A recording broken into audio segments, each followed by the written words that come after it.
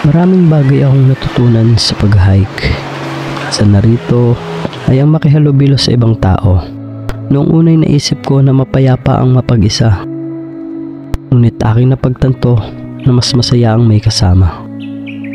Simula nung mag-hike ako, ang dami na palang nabago mula sa social, emotional, lalo na sa physical at mental aspeto. Isama mo pa ang masayang karanasan sa buhay. Ikaw, anong kwentong hike mo? Tara, pag-usapan natin yan. Kamusta?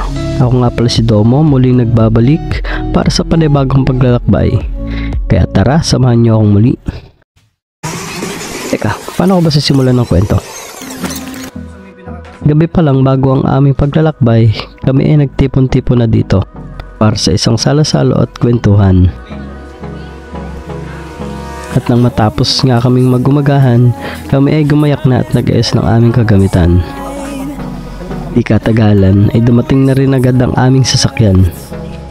Medyo nakakahilo nga ang daan sa aming pinuntahan dahil sa kurbada at ahon na daraanan.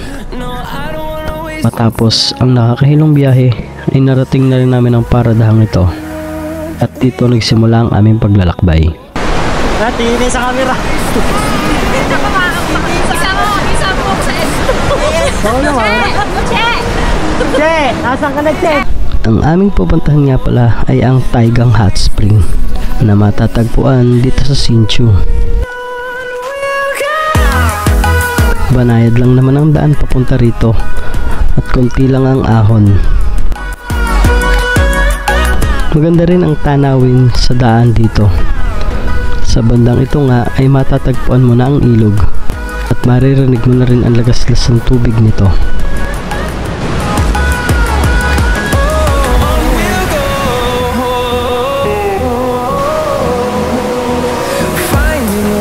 Ngunit kailangan pa rin ng pag-iingat dahil sa makipot na daan ito. At malakas na agos sa tubig ang iyong pagbabagsakan. Kinakailangan ring tawirin ang ilang bahagi ng ilog. Gumamit kami ng lubid upang magsilbing gabay. Lalo na kung malakas ang agos at mataas ang tubig.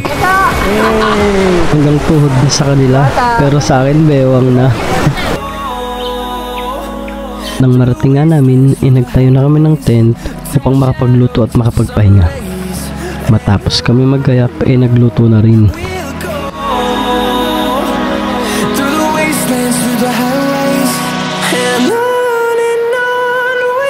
Nang ay handa na nga ang pagkain ay nagsalo-salo na kami. Syempre, pagkatapos kumain, hindi mawawala ang alak at kwentuhan. Action! Bakit ka nag-hike? Gusto patunayan sa sarili. Hindi lang lalaki ang may kaya kung babae.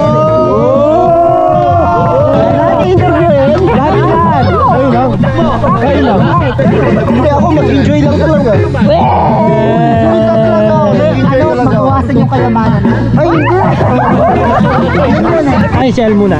Meet new friends. Para makakuha ng magandang memories at ikakwento mo sa mga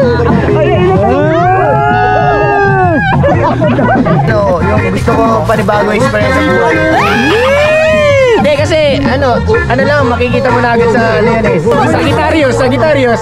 Alam niyo na yung meaning sa Gitarios. Alam niyo na yung Dan. hindi kasi ganito ko. Ano nagtulak sa'yo para mag-hike?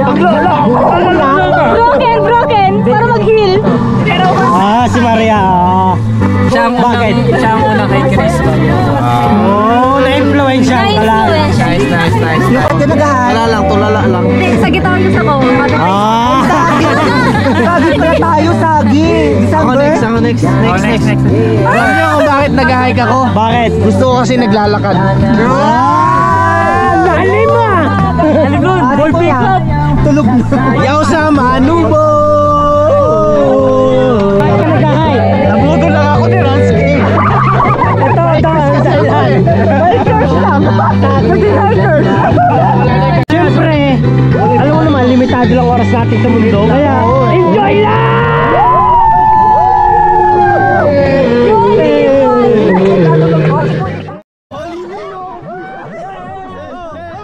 So hanggang dito na lang muna guys. Samahan nyo pa ako sa aking mga susunod pa na paglalakbay.